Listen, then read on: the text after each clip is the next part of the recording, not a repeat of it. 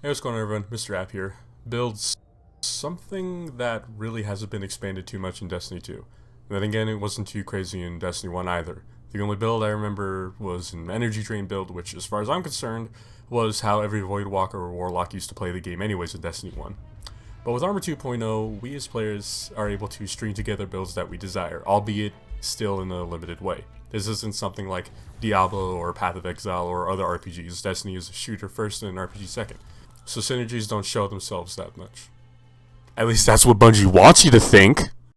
This has been a build that I have been using for quite a while, but it was never really complete. I always felt like there was something missing. Enter Edgewise, the item that finished this build. Oh, and well, the recall Howl. Fair warning, I take fashion in this game almost as seriously as I take my build, which is why I also love universal ornaments. I'm not going to get into a debate whether all armor should be made into universal ornaments, but I just think that the Lectern armor should not be sub 55 stats every time you make a new fucking piece. The entire build that I created takes a few things into consideration. Edgewise, Lord of Wolves, Starfire Protocol, and Attunement of Grace. I took an entire build, took all these weird things, smashed them together, and I made a build that not only I enjoy, but also fills my fantasy of playing as a Fallen, because I will never have that opportunity for the entire time playing Destiny.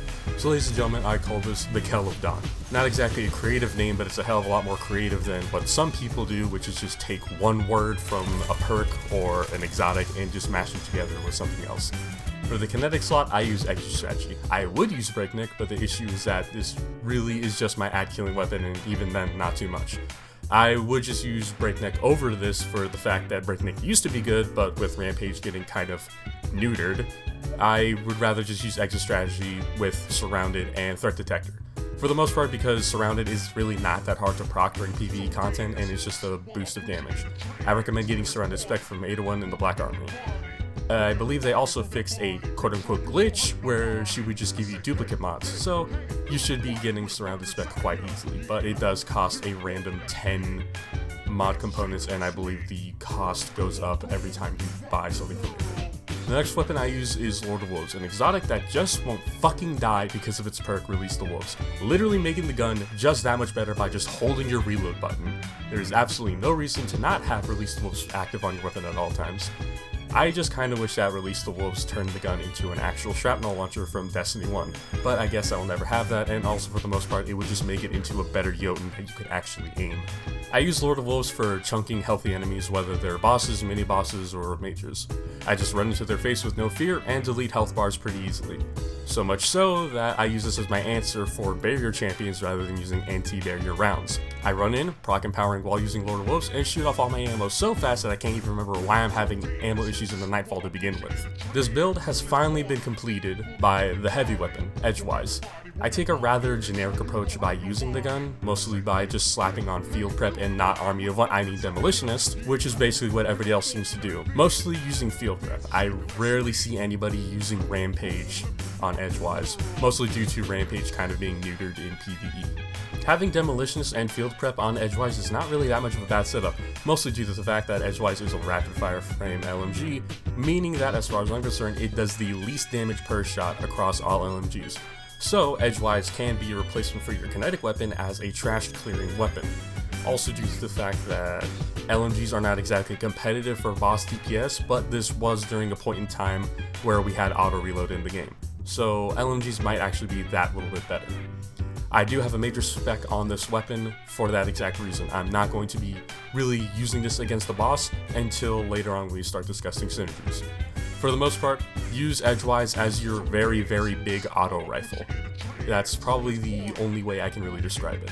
You do have exit strategy, but I will say it later on in the video that you can really replace exit strategy with anything you want. I personally just use it. And now the star of this show, and the reason why all this works together, is Starfire Protocol, paired up with Attunement of Grace, also known as Middle Tree Sunsinger. Sunsinger? I just said Sunsinger. I fucking miss Sunsinger so much, god damn it. Middle Tree Dawnblade is what I meant to say. Starfire Protocol's perk, Fusion Harness, reads, Fusion Grenades have an additional charge and recharge from empowered weapon damage. Fusion Grenade kills grant rift energy. Notice how I said damage, not kills, meaning that you can lay into the enemy with Lord of Wolves or Edgewise and get grenade energy back by just doing damage while being empowered, edgewise making this easier due to its fast fire rate.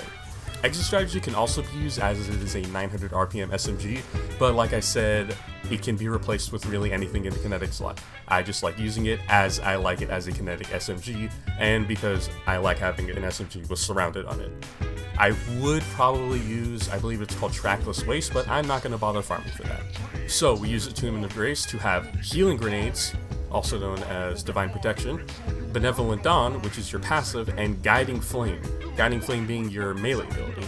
What Guiding Flame does is that hitting an enemy with your charged melee empowers you, reducing the need for an empowering rift. The super itself as well, Well of Radiance, empowers you so you could drop the well onto a boss, chunk the boss with Lord of Wolves while tossing grenades constantly. This gets disgusting when Grenadier is active in activities such as the Menagerie, Sundial, and Strikes. Even without the modifier, it's still quite a fun build, especially that tossing grenades while using edgewise with demolitionist on it will reload your gun. So why would we bother using Field Prep then? Field Prep's bonus being not only increased reserves, but the fact that while you reload while crouched is, as far as I'm concerned, even faster than Feeding Frenzy. It is because, like I said, Field Prep gives you a ton of reserve ammo, and as far as I'm concerned, the amount of reserve ammo that Edgewise does get while using Field Prep is the most amount of reserve ammo any LMG can get in the entire game. So you can probably start seeing how this build works. Use Lord of Wolves to chunk enemies, use Edgewise while empowered to constantly shoot and toss grenades, whether they are normal or healing grenades, remember you also have healing grenades, and allow the newly changed Benevolent Dawn to charge up your abilities, which can now be reprocced if another person is healed or empowered by any of your abilities. So what this means is that, let's say you put down a rift or you toss a grenade. The first person picks it up and your timer starts ticking down for 5 seconds. Let's say you get to 2 or 3 seconds on Benevolent Dawn being procced, and someone else can run through your grenade or your rift and just restart the entire timer, counting down from 5 once again. So it's not exactly stacking it, like you could do something with Abyssal Distractors with Nezarec Sin, but it does refresh the timer, which is pretty good. And not to mention the sword, which Well of Radiance is centered around, no longer takes precision damage and gets destroyed instantly. Though this is mostly a PvP issue, unless you somehow are someone who just attracts ogres to your position and you like using the sword as cover a lot. I've only ever really seen my well get destroyed once. Even then, I feel like it was either a bug or I am just imagining this. My brain has the habit of just randomly creating scenarios that I believe to be true. I don't know what's wrong with me, I should probably see a doctor. So this build sounds pretty good, right? Well then what are the downsides of it? Because every single build does have a downside to it. The downsides for this build is that you're rather close range. Yes, even with Edgewise, which is an LMG, also known as a fully automatic scout rifle. Or a big fully automatic scout rifle, I should say. The recoil of the gun is probably also unbearable on console, but I wouldn't know, I really don't play with the controller that much. Even when I do use this build and I am feeling lazy, I still use mouse and keyboard just because I like having that control with Lord of Wolves. You are also limited to fighting enemies with solar shields in Nightfalls when match game is active, such as this week. As of current, match game is active, so me going through a Nightfall would probably be hell. Not to mention I would actually just orientate my energy and heavy weapons according to what my teammates are using. Then again, they swap out their stuff more than I do, so it would probably just work out in the end for me anyways. My strategy in Nightfalls is to drop the well either when everyone needs it, or when I need to drop it right next to the boss for the final damage phase and chunk the hell out of the son of a bitch with Lord of Wolves. Lord of Wolves still does really good DPS even after its nerf, due to the fact that the nerf is PvP orientated and not PvE orientated. It's still a really good competitive option for PvE, especially if you're someone who is insanely tired of running Izanagi's Burden. Though I don't know how you could get tired of running that weapon. Then again, I never run it, so I wouldn't know.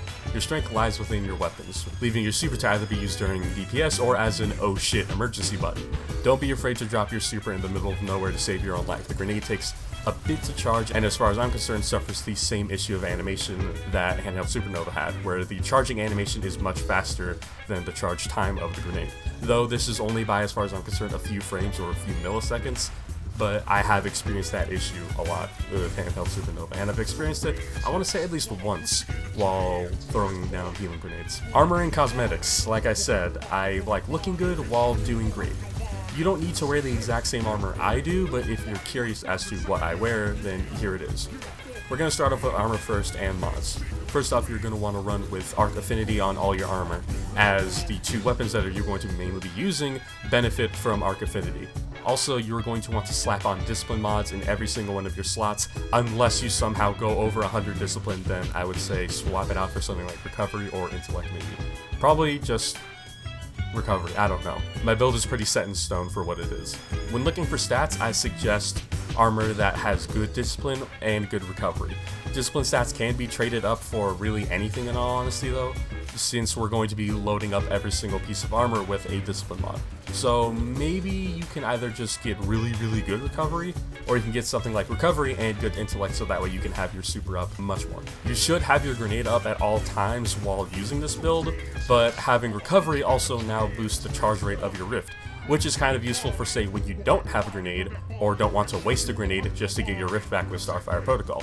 The shorter your cooldowns are, the faster your rift can be charged, and same can be said for your grenades with more discipline. This means less time shooting in powered rounds and more time chucking grenades. Take that advice that Lord Shaxx gave you in Mayhem to heart and outside of the Crucible and into your Nightfalls. For armor mods specifically, outside of just slapping discipline on everything, this is what I suggest. Also, just a little bit of a heads up, I never really use seasonal mods for my builds outside of weapon mods, just due to the fact that these mods will go away eventually unless for some reason Bungie decides to give Suppressive Darkness a year down the line. For my helmet, I have on a Discipline mod at the cost of 3, Machine Gun Ammo Finder at the cost of 3, and Shotgun Ammo Finder, if I had one, at the cost of 3. This would lead me up to a cost of total 9 MG. For my gloves, I have a Discipline mod and Impact Induction ×2. One Impact Induction can be replaced for Fastball, which is probably what I actually would do.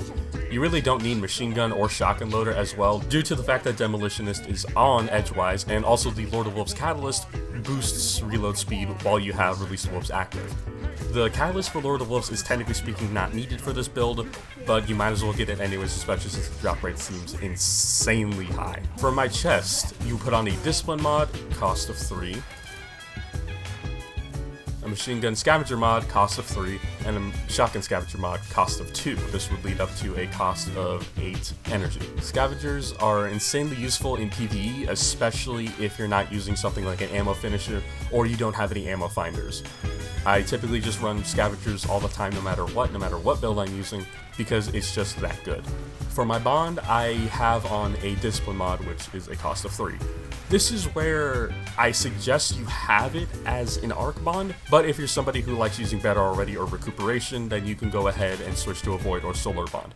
But the reason as to why I suggest using a arc bond is because of pump action, which you gain more super energy on shotgun kills, cost of 3, and the newly added Lead Storm. You get more super energy on machine gun kills. You obtain this by repping up the obelisks, apparently. I actually did not know that. At least that's what the collection tab says, but the collection tab has lied a lot in the past. In terms of fashion, I put Gambit leather on exit strategy and edgewise to give it sort of that wooden finish, like a wooden grip or something. It doesn't look exactly the same as something like Lord of Wolves, or any fallen weapon for that matter, so you can use something like Copper Blood, albeit with varying results, as the shader, in my opinion, is not really intended for weapons. For all my armor, I use Copper Blood, except for the helmet and the bond. For the helmet, I use Warbrick, a Season of the Forge shader that I have seen be sold for Bright Dust a few times, so go ahead and take your look at Eververse. It is also available in the engrams as of current, and I will assume that it will be available in engrams for days to come. You can also use Gambit Leather on your helmet if you want a bit of a more faded look, which I am a bit iffy on, so I just use Warbrick. And for my bond, I actually do use Gambit Leather, for the fact that the bond strap actually matches Starfire Protocol's now red coloring, and the metallics match my helmet and my weapons. For my ghost, I use the Totem Shell with Bragusian Knight. The Totem Shell, as far as I'm concerned, has never been available in engrams and was only available in a bundle during Season of the Drifter. I don't know if the shell has been available since, and I don't know if it's ever been sold for Bright Dust. I've never seen it sold for Bright Dust. I don't use projections on my ghost either. I think they look out of place, except for perhaps a few, and for my Sparrow, I use what I have literally been waiting for my entire life, the Regal Howl. No shaders, just the normal Sparrow, as I absolutely love it and do not regret my purchase. This Sparrow was available in the last season, Season of the Undying, and will most likely be sold for Bright Dust in the future, as Bungie is looking to make more cosmetics available through the play to earn currency. My ship is Debt to Kell's, ironic due to the name of this build. and this was available during Forsaken. I don't remember it ever being sold for Bright Dust, but I could be wrong. I don't really look at the Bright Dust offerings that much unless I know something is sold that I'm looking for. No shader on the ship, it already looks good in my opinion, and coloring it to match my character would probably give off some House of Devil vibes, which is something that I'm sure I would get shot down for instantly when entering city airspace due to the fact of the history of that house. And last but not least is my emblem, the amazingly beautiful The Wolves Unleashed, only available to those who participated in the Iron Banner during one of the 2 events where the Lord of Wolves ruled PvP. This emblem is not available anymore to anybody past that time, but a good replacement for it in my opinion is the easily obtainable Eye for an Eye. It also tracks your Baron kills into Tangled Shore if you like trackers. As far as I know, you do get this emblem while going through the Forsaken campaign. I could be wrong. It might just be a drop for all I know. And that's all there is to the Kell of Dawn build. My final advice while using this build is to not just run headfirst into a boss's face and start shooting with Lord of Wolves. Some bosses discourage getting close, and some are actually unreachable, like Sabbath and Song. Remember to use all of your weapons in your loadout, as you don't want to run out of heavy ammo or special ammo because you were just using the weapons to clear out trash.